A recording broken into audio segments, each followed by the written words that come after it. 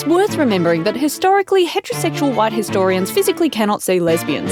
It's a physiological anomaly where two butch women on motorbikes can be kissing in front of them and they'll say, "Look at those poor spinsters." So let's let this lesbian shine a lesbian light on some forgotten lesbians of our history. I think if you're lesbian, very lesbian, you might just spot a couple of roommates, like the very heterosexual Josephine Bedford and her buddy Dr. Lillian Cooper, Queensland's first lady doctor. These two inseparable pals were chums in their school days and lived together in what this article describes as the most interesting woman's nest in Brisbane. Woman's nest?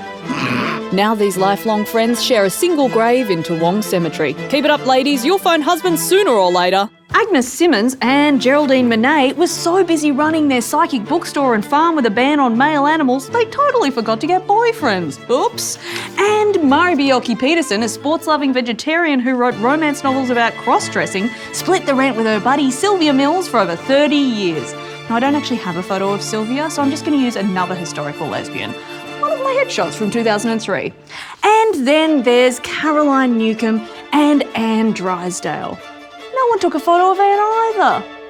These two lady squatters, that's right, lady squatters, lived together and run a farming empire in the 1800s. Anne Drysdale's born in 1792 in Scotland. Caroline Newcomb's born in 1812 in England. The two meet in Geelong in 1840. I don't know exactly how, but I assume they see each other through a fish tank at a party.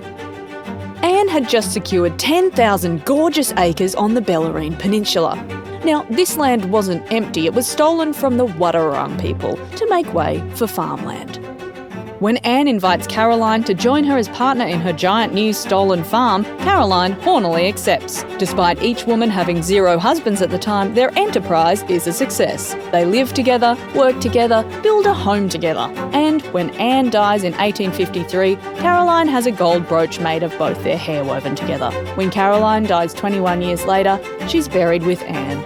Hair brooches, shared graves, classic things many straight women do. But even though these stories seem queer, there's no actual evidence of intimacy. Sure, they lived together, loved each other, but we didn't actually see them having sex, so we'll just never know.